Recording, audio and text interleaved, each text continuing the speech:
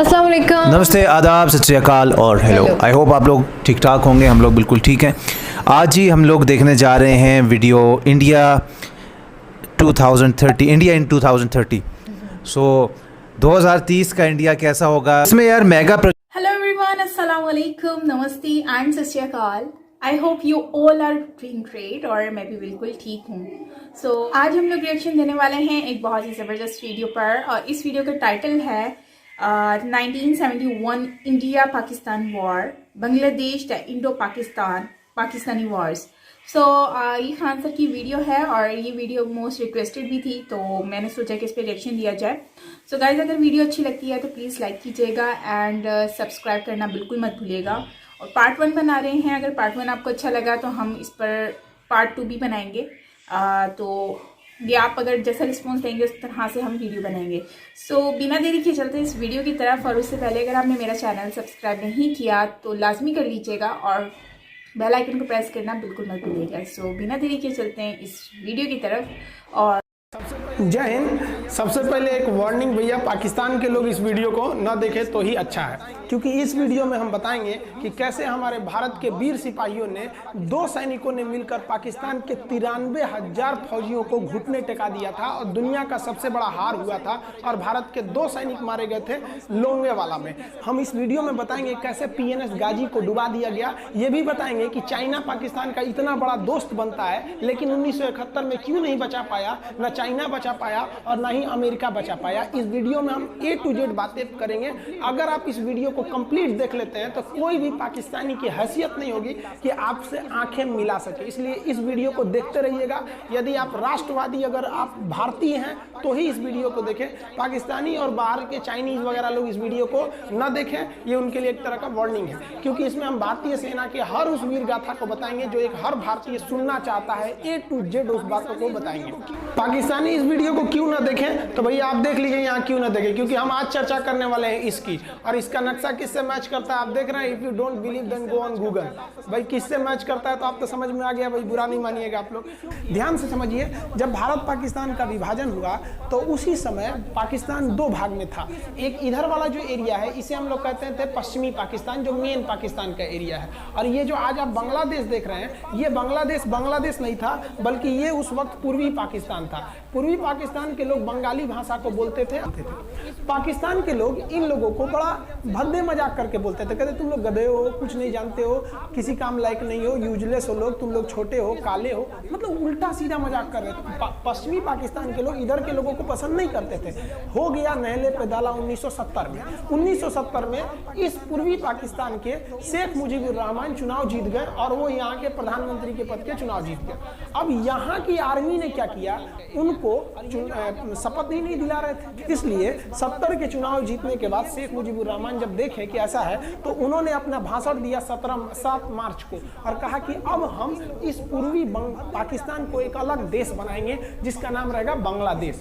इस भाषण के वजह से आर्मी ने, पाकिस्तान की आर्मी ने 25 मार्च 1971 को गिरफ्तार करके और पश्चिमी पाकिस्तान में अरेस्ट करके बंदी बनाकर रख दिया और यहाँ पर जुल्म करना चालू कर दिया।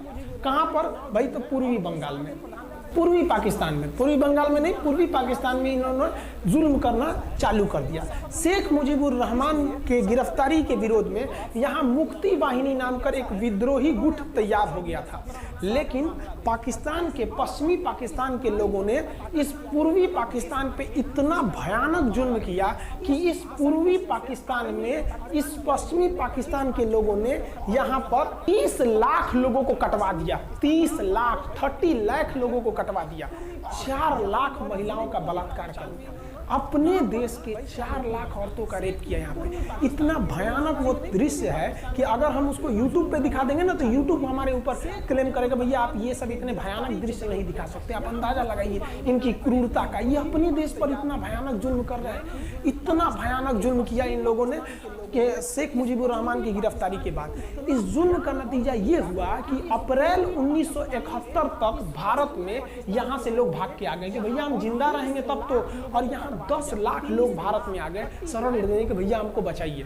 तो इंदिरा गांधी जानती थी कि जब तक यहाँ शांति नहीं होगा तब तक ये लोग वापस नहीं जा सकते थे। और शांति का एक ही था कि यहाँ पे घुस के इनको मारा जाए ताकि ये पश्चिमी पाकिस्तान वाले लोग यहाँ पर सुधर सके। तो इंदिरा गांधी ने इसके लिए बात की जनरल फील्ड मार्शल मानेकशॉ से। उन्होंने सेना प्रमुख मानेकशॉ से कहा, सैम मानेकशॉ से, कि आप अभी युद्ध कीजिए, हम आदेश देते हैं, आप अभी युद्ध कीजिए बांग्लादेश पे, हम अपने पड़ोसियों को इस तरह मरते नहीं छोड़ेंगे, आप इस पे हमला कीजिए। उस समय ये पूर्वी पाकिस्तान था। मानेकशॉ ने कहा कि ना, हम हमला नहीं करेंगे। कही अरे क्यों? कहा कि आप महीना देख रही हैं, अप्रैल का महीना है, अप्रैल के महीने का मतलब बरसात का दिन सर पे है, और बरसात के समय पूरब का हाल क्या होता है, एकदम भयानक बाढ़ आ जाती है। और उन्होंने एग्जाम्पल भी दिया कि सिकंदर की फौज भी हाथी लेके आई थी और कीचड़ में फंस गई थी, कि अगर यहाँ हम लड़ जाते हैं तो यहाँ बरसात रहेगा, हम यहाँ उलझ जाएंगे, ये एरिया सूखा रहेगा, चाइना का ऊपर से एरिया सूखा रहेगा, ये हमला कर देंगे, हमको 3 ओर से लड़ाई लड़ना पड़ेगा। मानेकशॉ ने इंदिरा गांधी से कहा कि आप 2-3 काम कर लीजिए। कब तक के लिए? कि नवंबर तक हम लोग युद्ध नहीं करेंगे, लेकिन अप्रैल से नवंबर के बीच में हम अपने सैनिकों को इस एरिया में लड़ने के लिए ट्रेनिंग दे सकते हैं, मुक्ति वाहिनी, उसको हम ट्रेनिंग दे सकते हैं। और इसी में 1971 में हमारी जो थी भारत और रूस की एक समझौता पर हस्ताक्षर हो गया। अब हम लोगों ने पाकिस्तान को एक बारूद के ढेर पर बैठा दिया था। इंतजार था तो इस बात का कि उस बारूद में एक चिंगारी की और पाकिस्तान तबाह हो जाता। इत्तेफाक देखिए, उस बारूद के ढेर पर खुद चिंगारी जलाई पाकिस्तान ने। कैसे? तो समझिए कैसे। हम लोग का था कि इधर हम लोग ऑफेंसिव हो जाएंगे, मतलब इधर भयानक हमलावर हो जाएंगे, और इधर हम लोग डिफेंसिव रहेंगे, मतलब इधर कम हमला करेंगे, ताकि हम लोग का मेन मकसद पाकिस्तान से युद्ध नहीं था। हमारा मेन मकसद था हमारे अपने बांग्लादेशी भाइयों पर जो जुल्म हो रहा था, जो उनकी बहनों को रेप हो रहा था, इतना भयानक किया था वहाँ पर पाकिस्तानियों ने कि बाप के सामने बेटी का रेप करते थे, और उसके बाद बाप को मार के कहते थे तू भी रेप कर। इतना मतलब मानवता पूरी खत्म कर दिया गया वहाँ पर। तो भारत ने कहा कि इधर हम डिफेंसिव रहेंगे। पाकिस्तान को ये खबर लग गई कि भारत ना इधर कमजोर है। अरे भैया, इधर हम कमजोर थोड़ी हैं, इधर कम सैनिक रखे हैं और इधर हम भयानक रखे हैं, तो इसका मतलब ये थोड़ी है कि हम कमजोर हो जाएंगे। भैया, कहा जाता है ना कि सोनार के घर का कचड़ा भी बनिया के बादाम से महंगा बिकता है। देखिए, हम लोग ठंडी का इंतजार ही कर रहे थे कि पाकिस्तान ने गलती कर दिया। उसने 3 दिसंबर को अचानक हमला कर दिया श्रीनगर पे, पठानकोट पर, चंडीगढ़ पर, यहाँ पर आगरा हवाई अड्डे पे ताबड़तोड़ हमला कर दिया।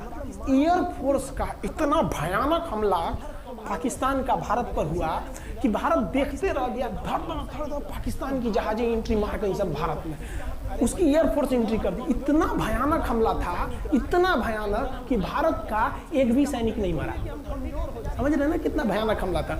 अरे भाई, आप यहाँ पर घुस जाएंगे हमारे देश में तो क्या हो जाएगा भैया? मूस मोटैया लोढ़ा हुई, हाथी घोड़ा थोड़े हुई। भारत तो इसी का इंतजार कर रहा था। देहात में कहावत कहा जाता है कि रोए के रानी तले अखिए खुदा गई। भैया, हम प्लाने कर रहे थे कि हमला करने के लिए कि आप हमारे पे हमला करिए दीजिए। अब विश्व का भी दबाव नहीं आएगा हमारे ऊपर कि भैया हमला तो आपने किया है, अब हम लोग छोड़ेंगे नहीं। भारत एकदम दृढ़ निश्चय कर लिया। इसी बीच पाकिस्तान को एक खतरनाक खबर लग गई। क्या थी खबर भाई? तो देखिए, पाकिस्तान को खबर लगी कि भारत की ज़्यादातर फौज इस पूर्वी पाकिस्तान की ओर डिप्लॉयड है, और यहाँ राजस्थान के जैसलमेर जिला में एक जगह है लोंगेवाला। उस लोंगेवाला में केवल और केवल 120 फौजी हैं। और अगर पाकिस्तान ने सोचा कि 120 फौजियों को हम रातों रात मार देते हैं तो उस समय एयरफोर्स रात में लड़ाई नहीं कर सकती थी, इसलिए इन्होंने लोंगेवाला में एंट्री मार दी। पूरी भयानक टैंक लेकर, फौज लेकर, इन्फेंट्री लेकर, और उसको वो लोग लोंगेवाला में घुसने के लिए चल दिए। और लोंगेवाला में भारत के पास केवल 120 सिपाही थे, केवल 120, और उन पर वो हजारों की संख्या में टूट पड़े। लेकिन घबराना नहीं चाहिए, क्योंकि चींटियां तादाद में कितनी भी क्यों ना हो जाए, गन्ना घसीट के नहीं ले जा सकती हैं। लोंगेवाला में जो ड्यूटी थी उस समय कुलदीप सिंह चांदपुरी जी का।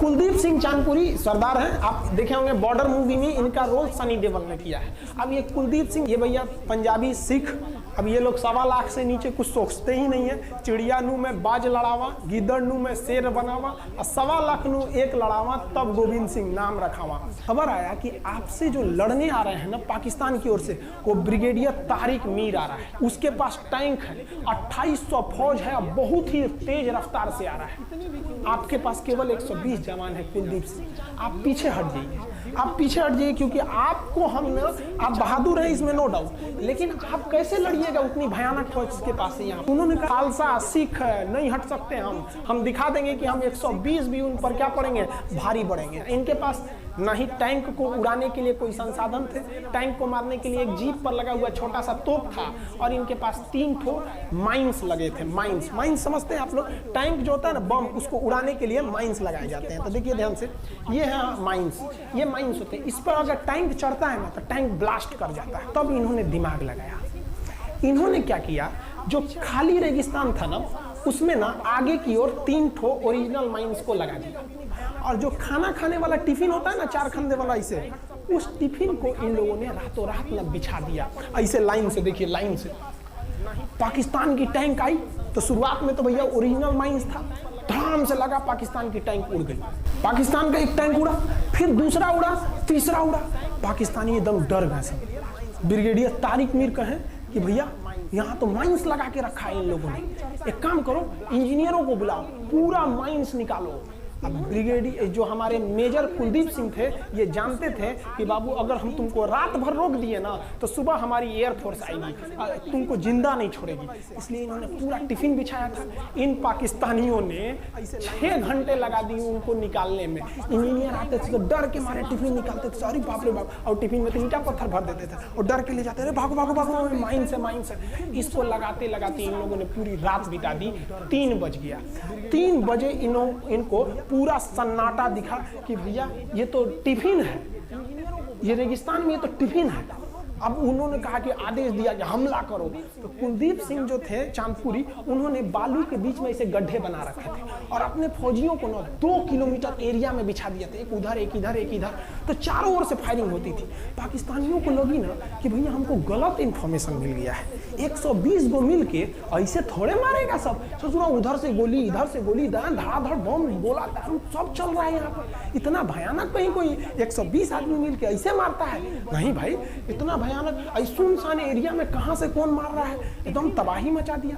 कुलदीप सिंह चांदपुरी ने क्या तबाही मचाया था आप देखना चाहते हैं तो देखिए उन लोगों ने क्या तबाही मचाया था। ये है पाकिस्तान का टैंक, ये धज्जी उड़ गया था टैंक का, थुथुर तूर दिया इसका यहाँ पे। ये देखिए टैंक का, पाकिस्तानी देख रहे हैं कि भैया सब चक्का उक्का फेंका गया। बताइए ये चांदपुरी साहब को ऐसा करना चाहिए? ये कोई वीडियो गेम खेल रहे हैं? मार के धज्जी उड़ा दिया। पाकिस्तान बच्चा है, अपने बच्चा है, बिगड़ गया, आराम से मारिए। ऐसे एकदम धज्जी उड़ा दिए हैं बेचारा सबको। पाकिस्तान के टैंक को धज्जी उड़ा के उस पर भारतीय सैनिक खड़ा होकर फोटो खिंचवा रहा था। फोटो खींचे, उस समय सेल्फी नहीं था ना, आगे से फोटो खींचते, फोटो खींचे। यहाँ पे आने वाली पीढ़ियों को ये प्रेरणा देगी। बताइए इतना सुंदर गाड़ी लेके आया था पाकिस्तान मारने के लिए, हाँ बेचारा ऐसे मारा जाता है? हाँ अरे ब्रिगेड मेजर साहब आप भी, बच्चा है, बच्चा को थोड़ा आराम से मारिए। देखिए इसका थोबड़ा बिगाड़ दिया गाड़ी का।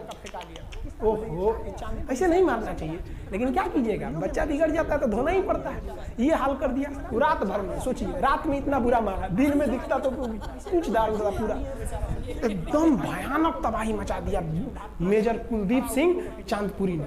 इनके आगे कौन खड़े थे? ब्रिगेडियर पाकिस्तान के ब्रिगेडियर साहब को कहने लगी भैया ये तो बहुत बुरा मार रहा है सब।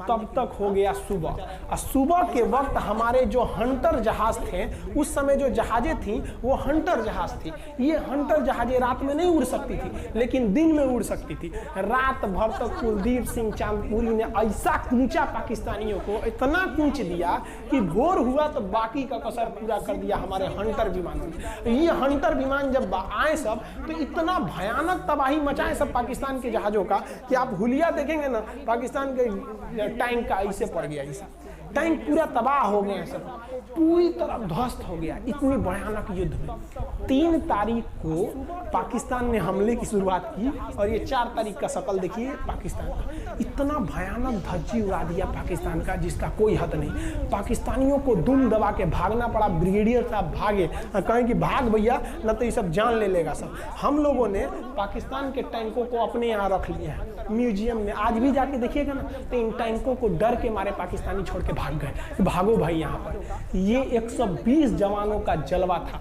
और पाकिस्तानी कहते हैं कि हिंदुस्तान के लोग क्या लड़ेंगे।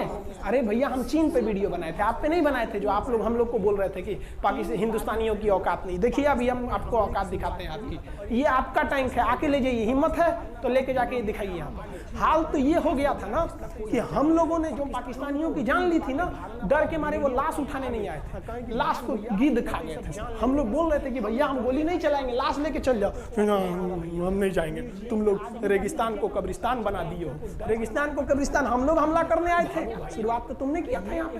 तो ये गिद्ध खाए थे सब, सफाई उफाई का काम ये किए थे सब। अब पाकिस्तान हम लोग को धमकी देता है, आज भी वो नहीं सुधरे हैं। आज भी हमने जो चाइना पे वीडियो बनाया था उस पर वो हमको धमकी देते हैं कि भारत की आर्मी कुछ नहीं कर सकती। अरे भैया आप सोचिएगा भी मत, अभी के समय में तो मत सोचिएगा। जानते हैं क्यों? देख लीजिए इधर अभी कौन बैठा है भारत में, समझ में आ रहा है? आप लोग तो पहले पाकिस्तान वाले लोग इस बात पर रिसर्च कीजिए कि इनमें ज्यादा खतरनाक कौन है आपके लिए। हमको तो यही ज्यादा खतरनाक लगते हैं भाई, समझ में आया आप लोग को? तो अभी देखिए ध्यान से, यहाँ पर पाकिस्तान ने जो हार हुई थी लोंगेवाला में, ये हार में पाकिस्तान की तो कमर टूटी और पाकिस्तान का पूरा मनोबल टूट गया कि ससुरा 120 को मिल के ऐसे कैसे धो दिया सब। बताइए इतना भयानक धो जाता है। तो ये शुरुआत तो इन्होंने किया 3 तारीख को, 4 तारीख को हमने धो दिया। अब बचा नेवी कही कि भैया आर्मी को मौका दिए, एयरफोर्स को मौका दिए। रात में आर्मी धोई, सुबह में एयरफोर्स धोई, हम नहीं धोएंगे क्या? हम भी धोएंगे। नेवी कब पहुंची? 5 दिसंबर 1971 को कराची पहुंच गई। और कराची में जब पहुंची ना तो कराची को तबाह कर दिया। इतना भयानक बम्बार्डमेंट किया कराची पर कि कई दिन तक कराची बंदरगाह पर आग लगा था। और कराची बंदरगाह को तो उन्होंने ऐसा धज्जी उड़ाया जिसे लग रहा था सिंधु सभ्यता बना दिया उनको। तो पाकिस्तान की, पश्चिमी पाकिस्तान का कमर टूट गया। पाकिस्तान वालों ने कहा कि ससुरा सब बोल रहा था सब कि हम इधर डिफेंसिव है, यानी ज्यादा हमला नहीं करेंगे, ज्यादा हमला इधर करेंगे। ससुरा इधर कैसे मार रहा होगा सब, अभी इधर भी बताते हैं कैसे मारा सब। ये कराची पहुंच गया, आप देखेंगे क्या हाल किया था सब कराची पे। कराची में जब मारा गया था ना इन पाकिस्तानियों को, तो ये पाकिस्तानी भाग गए थे सब ग्वादर में। ये ग्वादर भाग गए, अभी इनसे ग्वादर भी जाने वाला है, पूरा राज्य चला जाएगा इनसे, बलूचिस्तान। छुप के गए थे लोग ग्वादर बंदरगाह पे। अगर हम झूठ बोल रहे हो तो आप खुद पता कीजिएगा अपने यहाँ के इतिहास में भाई, हिंदुस्तान। ये ग्वादर बंदरगाह पे छुप गए थे सब। आप देखिए कराची का क्या हाल हुआ था उस समय, हमारे एयर नेवी ने क्या हाल किया था। पाकिस्तान का जितना जहाज बस मिल जाए कि भैया ये जहाज किसका है, तो भैया जब पता चले कि भैया ये जहाज पाकिस्तान का, ये हाल हो जा रहा था जहाज का। यहाँ देख लीजिए इनका पूरा ध्वस्त, भैया ऐसे मारा जाता है। हाँ अरे भाई बच्चा को बच्चा की तरह मारना चाहिए। इंडिया की नेवी ने भी हद कर दिया, बताइए इस तरह मारा जाता है। हाँ यहाँ देखिए पूरा का पूरा धज्जी उड़ा दिया इन लोगों को। अरे भाई बच्चा है, बिगड़ गया है तो थोड़ा सा आराम से न मारिएगा, कि देख रहे हैं इस तरह से मारा पूरा पाकिस्तान के। कराची बंदरगाह उड़ गया। तो पाकिस्तान का तो इधर से तो पूरा का पूरा धज्जी उड़ा दिया। अभी शुरुआत हुई युद्ध के केवल 2 दिन हुए हैं, आप दिल थाम के रखिए, अभी युद्ध लंबा चलने वाला है। 3 दिसंबर को स्टार्ट किए, 4 दिसंबर को हम लोग लोंगेवाला धो दिए, अब 5 दिसंबर को कराची। अब पाकिस्तान ने ना भारतीयों को तबाह करने के लिए भारत का सबसे खतरनाक जहाज था INS विक्रांत। इंडिया और पाकिस्तान का जो सेपरेट हुए थे तब, तो उस वक्त भी ये खून खराबा बहुत ज़्यादा हुआ था और लोगों को मतलब कि लोगों के साथ बहुत जुल्म हुआ था। और मैंने तो यहाँ तक सुना था कि जो पाकिस्तानी फीमेल्स थी, मतलब कि मुस्लिम फीमेल्स थी, उनके साथ मतलब कि ज़्यादती की गई थी, उनको मारा गया था, उनके साथ जुल्म किया गया था और मतलब कि आधे से ज़्यादा लोगों को मतलब कि उनको ख़त्म कर दिया गया था। तो अभी हमारे जो बुज़ुर्ग हैं, जो हमारे बड़े हैं, वो लोग भी हमें ये बातें बताते हैं कि किस तरह से लोगों के साथ इस तरह होता था। वैसे मेरे बाउस्ताद हैं वो लोग तो पाकिस्तान से ही हैं, स्टार्टिंग से ही मतलब यहीं पे ही रहते हैं, तो उन्होंने कोई माइग्रेट नहीं किया था। लेकिन जो लोग माइग्रेशन करके आए थे फ्रॉम इंडिया टू पाकिस्तान, तो उन लोगों के साथ मतलब कि वो बताते हैं कि क्या क्या उन लोगों के साथ हुआ था और उनके माँ बाप के साथ क्या हुआ है, या फिर उन्होंने अपनी आंखों के सामने कैसे मतलब कि ये वॉर को देखा है। तो इस तरह की काफ़ी चीज़ें देखने को मिली। तो खैर वॉर में तो ये सारी चीज़ें होती ही हैं, जाहिर सी बात है। वॉर का नाम ही क्या होता है, वॉर का मतलब यही होता है कि मतलब एक दूसरे से जंग करना, और उसमें हर चीज़ फिर आ जाती है। लेकिन ये है कि बहुत सारा मैंने सुना था कि मुसलमानों पे जुल्म हुआ है और मुसलमानों के साथ काफ़ी ज़्यादा जो है उनको तकलीफ़ पहुंचाई गई थी, इज्जतें लूटी गई, उनके घर वालों के सामने मारा गया, ये हुआ। तो ज़ाहिर सी बात है किताब में ये नहीं पढ़ाया जाएगा, आपको एक शोर बताया जाएगा कि ये युद्ध थी, हमारे हारने की वजह ये बन गई, बात खत्म हो गई। लेकिन इंडिया के बिल्कुल आपके तो डिफरेंट होगा। लेकिन बात सिर्फ ये कि हमें चाहिए कि हम दोनों तरफ पढ़ लें। जो हमारी किताब में पढ़ाई हमने वो तो पढ़ लिया है, अब हम इंडिया के हमने देख लिया है। इंटरनेट इतना सब कुछ आपको मिल जाता है। अब ये भी नहीं कह सकते कि एक इंडियन ने बनाई है वीडियो तो गलत हो सकती है। आप जाओ, आप देखो, आपको चल जाए क्या हुआ। और एक और बात नजर की है, तभी बड़े कहते हैं कि ना एकदम से किसी की बात पे यकीन नहीं करना चाहिए और करो हमेशा वो जो आपका मन चाहे, किसी के पीछे कभी मत लगो। जिस तरीके से उन्होंने कहा कि उन्होंने ये झूठी अफवाह फैला दी कि हम दूसरी तरफ मूव कर रहे हैं, वो पाकिस्तानी उसके पीछे लग पड़े और वो उनको तहस नहस हो जाना पड़ा। तब भी मैं कहती हूँ कि जो बड़े बातें कहते हैं, सियाने जो बातें कहते हैं, वो बिल्कुल अच्छी कहते हैं, क्योंकि हम अगर पास्ट में जाकर देखें तो वो सब कुछ हुआ है जो अब हमें समझाते हैं कि ऐसा नहीं करना चाहिए, तो वैसा हो जाता है। तो ये है कि पाकिस्तान का प्लान कुछ और था, उल्टा नहीं पर हो गया। मैं एक बात शेयर करना चाहूंगी। हमारे चैनल से पहले काफी हम भी ऐसे सुनते थे ना, इंडिया पाकिस्तान ये वो जंग हुई थी भाई, हम भी ऐसे थे वैसे थे। लेकिन आहिस्ता आहिस्ता हमने चैनल बनाया, हमें सब कुछ पता चला, तो काफी सोच डिफरेंट हुई। अब एकदम से जो आई नो पाकिस्तानी ब्लॉग भी हम पर एग्रेसिव होंगे, लेकिन कोई बात नहीं, जब उनको लगेगा कि ये लोग ऐसे है वैसे। लेकिन पहले हम भी सोचते थे नहीं ये इंडिया भी ऐसे कूल होकर सोचो, बस इस पर अग्रेसिव नहीं होना। और लेकिन आहिस्ता आहिस्ता जब आपको चाहिए कि आप भी वीडियोस वगैरह देखो, आपको पता चलता है रियलिटी क्या थी। मतलब सल्यूट यार, मतलब हम जितना भी सल्यूट कर दे वो कम ही होगा, क्योंकि हमारे दिल में जो रिस्पेक्ट है ना वो हमेशा बरकरार रहेगी। And we are so proud. जिस तरीके से ये बोल रहे थे, जैसे ह्यूमर लगा के ये बोल रहे थे, सरकज़म लगा के, माय गॉड, थोड़ा गुस्सा भी लग रहा था। हाँ, गुस्सा तो आएगा ही, गुस्सा आएगा। एंड मैं तो पहले एकदम स्टार्टिंग में ही थोड़ा सा इमोशनल हो गई थी, जहाँ पे वो बोल रहे थे कि 4 लाख लड़कियों का रेप हो गया था, फिर 30 लाख पीपल का मर्डर हो गया था। वो पाकिस्तानी खुद ही अपने राज्य का, मतलब वो तो पूर्व पाकिस्तान उनका ही अपना है, अपने ही कंट्री के ऊपर लाके ऐसा कर रहे थे। इसीलिए सबको एकदम मजबूर हो गए कि हम वो छोड़ के आए। उससे पहले ही 1971 के पहले ही, मतलब जब डिवीजन हुआ था, उसी टाइम से ही शुरू हो गया था झमेला, ठीक है। और उसी टाइम ही बहुत लोग बुद्धि करके आ गए थे इंडिया में। जब जो लोग नहीं आ पाए थे, मतलब सोचे थे कि नहीं सब परिस्थिति शायद ठीक हो जाएगी, वही इंसान को प्रॉब्लम हुआ 1971 के ये प्रॉब्लम की वजह से।